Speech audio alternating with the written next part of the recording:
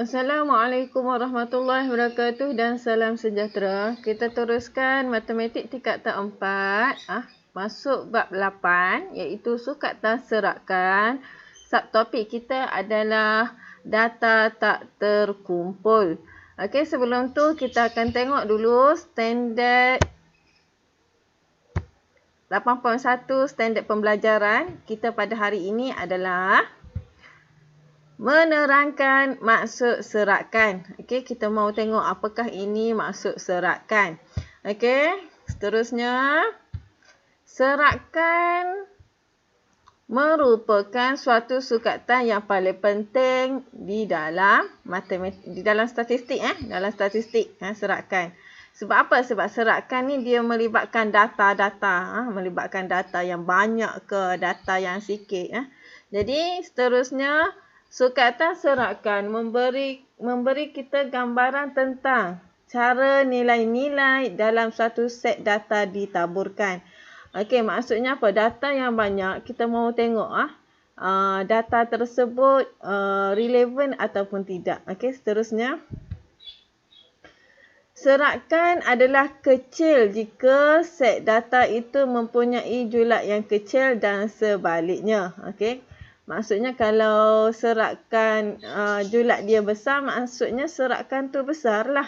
Jadi macam mana kita mahu tahu serakan tu kecil ataupun serakan itu besar? Nanti kita tengok seterusnya. Okey, sukatan serakan suatu data ialah sukatan kuantitatif seperti jumlah antara kuartil, variance dan sisi hampir awal. Okey, yang ni nanti kita kira selepas ni.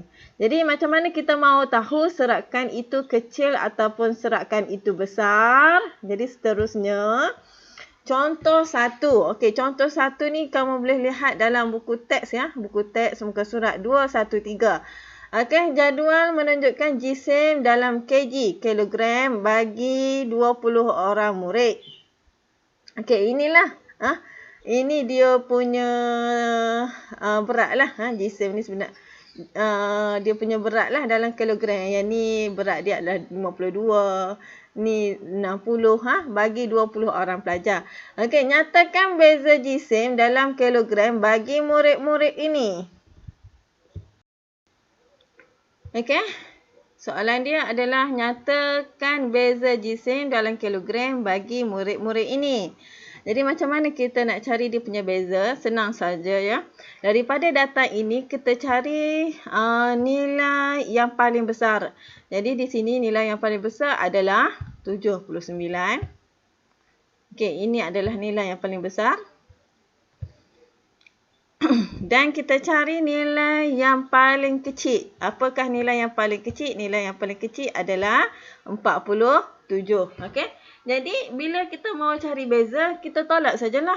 Yang besar tolak dengan yang kecil. Jadi beza jisim adalah 79 tolak dengan 47. Jadi jawapannya adalah 32 kilogram. Okey, seterusnya di sini kita boleh nyatakan bahawa taburan data adalah berbeza. Ni taburan data berbeza. Apa maksud berbeza ni? Ada 52, ada yang berat 60, ada yang berat 62. Inilah kita panggil taburan, taburan data. Dalam 20 orang murid tu ada berat yang sama dan ada juga berat yang berbeza. Sekiranya beza antara nilai tersebut adalah besar, maka keadaan itu menunjukkan data diserap lebih luas. Okey, maknanya kalau besar nilai beza tu macam ni kan besar 32. Maksudnya data itu diserap lebih luas. Maksudnya data ni banyaklah dia punya data yang dikumpul. Jadi seterusnya begitu jugalah keadaan yang sebaliknya. Okey, jadi kita tengok soalan B. Dalam soalan B, Rajah menunjukkan plot titik. Okey, ini adalah plot titik. Dalam cm, sampel beberapa jenis serangga. Nyatakan beza saiz dalam cm bagi sampel serangga terpanjang dan sampel serangga terpendek. Jadi macam mana kita mau selesaikan ini? Sama je, kita cari yang paling panjang. Berapa yang paling panjang? Di sini yang paling panjang ya, di sini. Ni 6, ni 7. Jadi kita bilang petak-petak dia. Jadi yang di sini yang paling panjang adalah 6.8. Okey, kita kira petak-petak dia ni. Okey, petak kecil dia ni. Dan kita kira juga sampel serangga yang paling kecil. Yang terpendek. Yang terpendek ni berapa? 3.1 cm. Jadi kita mau cari beza. Tolak sajalah yang panjang tolak yang pendek. Jadi 6.8 tolak 3.1 cm. Kita akan dapat 3.7 cm. Okey. Cerapan merupakan data ataupun dapatan yang diperolehi daripada suatu pemerhatian. Okey, jadi kita data ni, macam mana kita mau kumpul data macam ni. Jadi kita buat pemerhatian lah. Kita kena ambil banyak. Kalau serangga ni, kita kena ada banyak lah serangga kita. Bukannya satu saja serangga. Tidak jadilah. Maknanya kita memerlukan data yang banyak. Untuk dapatkan hasil ni. Okey, jadi berdasarkan yang tu kamu boleh jawab lah. Praktiskan diri 8.1A. Okey, yang ni soalan ni boleh rujuk buku teks juga. Okey, seterusnya kita tengok 8.2 bagi standard kandungan, standard pembelajaran, iaitu membanding dan mentafsirkan seratkan dua atau lebih set data berdasarkan plot batang dan daun dan plot titik dan seterusnya membuat kesimpulan. Okey, jadi kita mau tengok dulu macam mana yang dikatakan plot batang dan daun dan plot titik ni. Okey, jadi kita tengok satu persatu. Okey, plot batang dan daun. Okey, apakah yang dikatakan plot batang dan daun? Okey. Merupakan satu cara untuk menunjukkan taburan suatu set data. Okey. Terusnya kita dapat melihat sama ada data adalah cenderung kepada satu nilai atau nilai yang paling kerap muncul. Atau data yang manakah paling kurang muncul. Okey, apa maksud ni cikgu? I not understand. Jadi jika tidak faham, kita tengok contoh. Ini contoh dia. Raja di bawah menunjukkan markah yang diperoleh sekumpulan 36 murid dalam ujian prinsip akaun. Okey, ini markah dia. Okey, jadi berdasarkan markah ini kita mau buat kita mau plot batang dan daun. Jadi macam mana?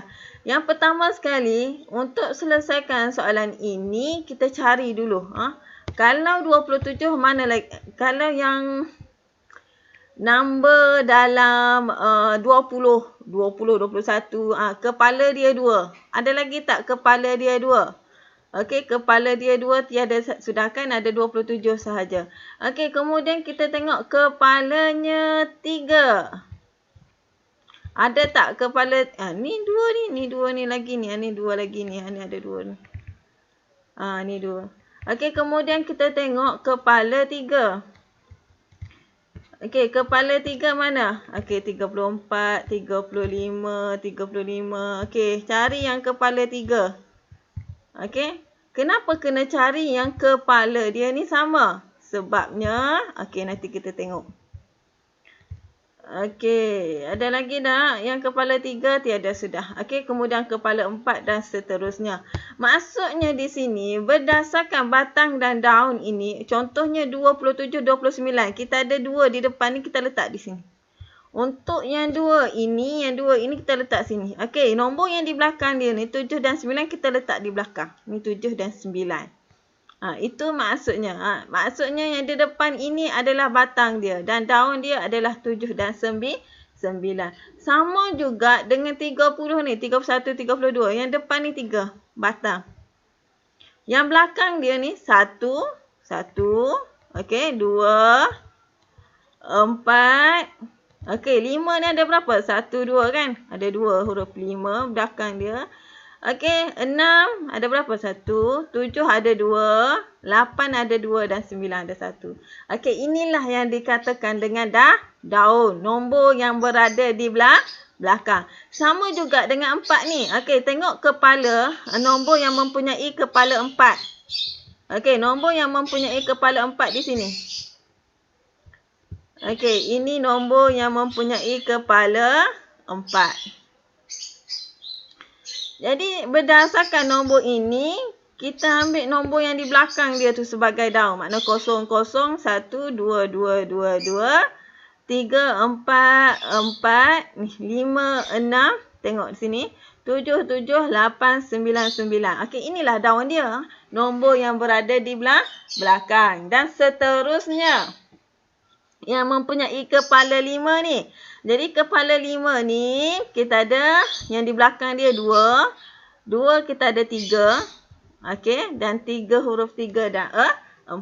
Inilah yang dikatakan batang dan daun. Batang ni adalah nombor yang berada di depan dan daun ini adalah nombor yang berada di belakang. Okey, apabila kita buat macam ni, kita kena tulis kata kunci dia.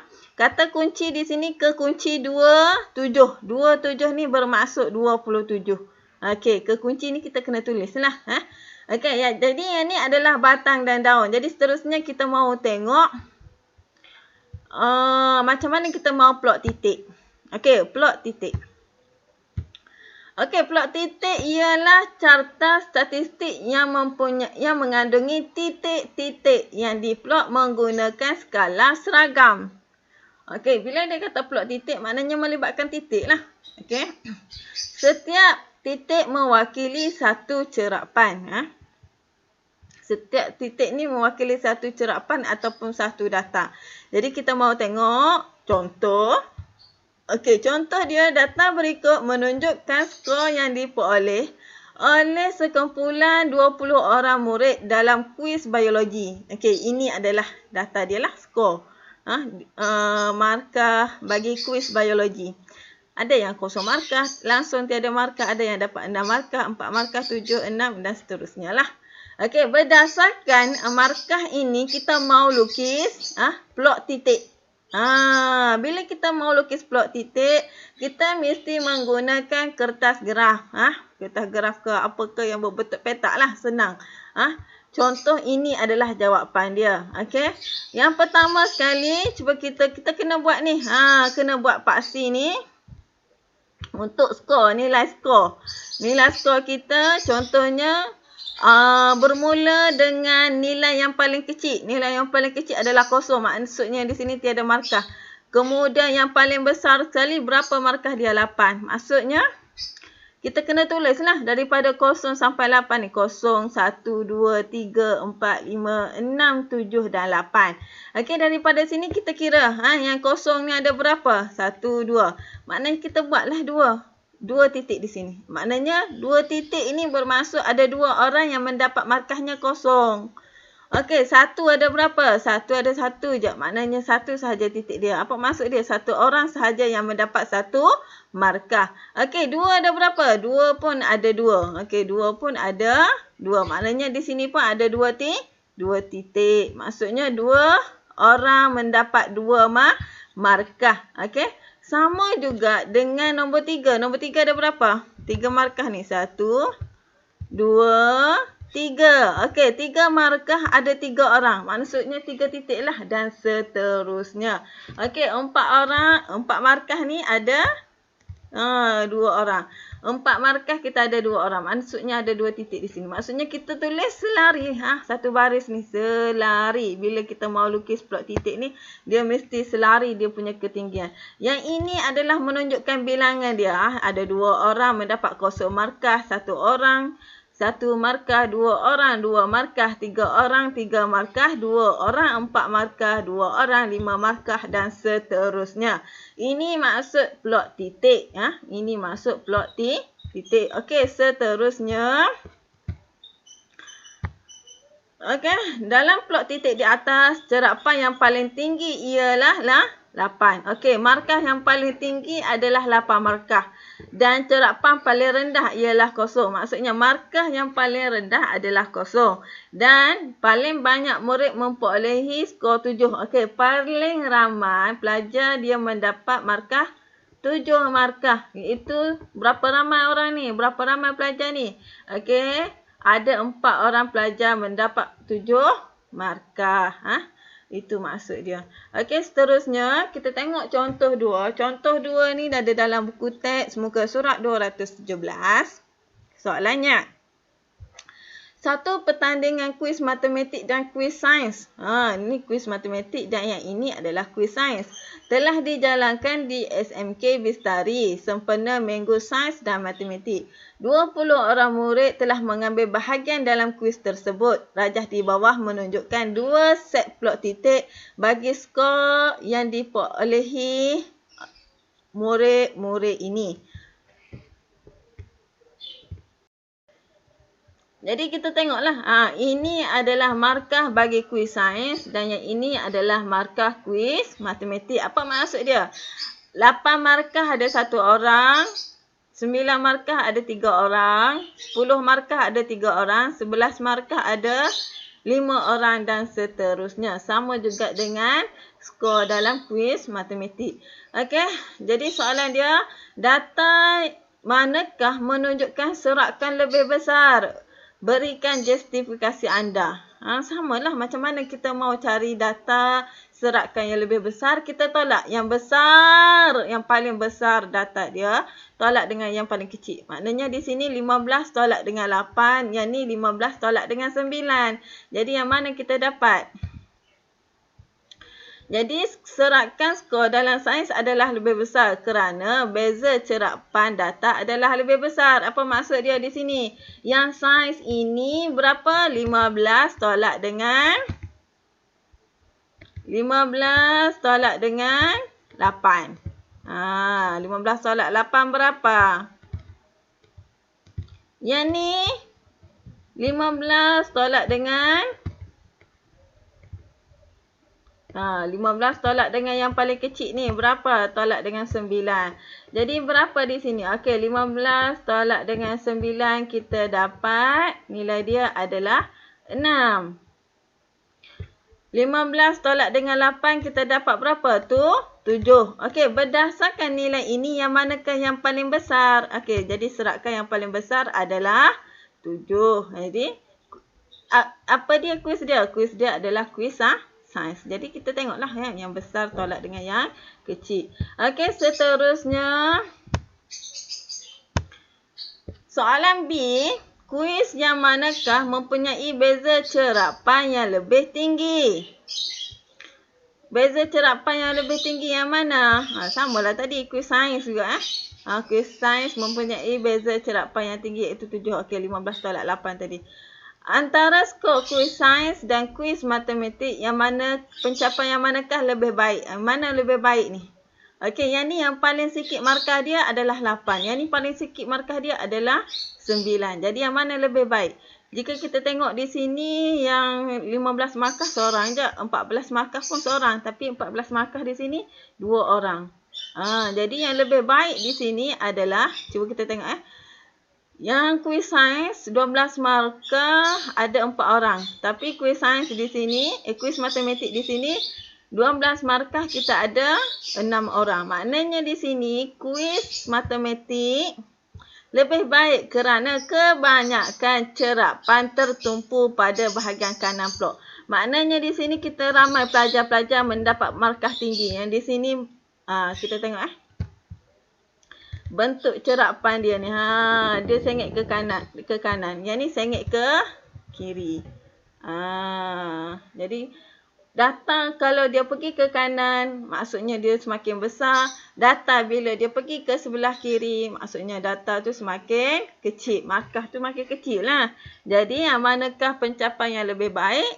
Matematik. Kenapa? Sebab kebanyakan pelajar mendapat markah yang tinggi.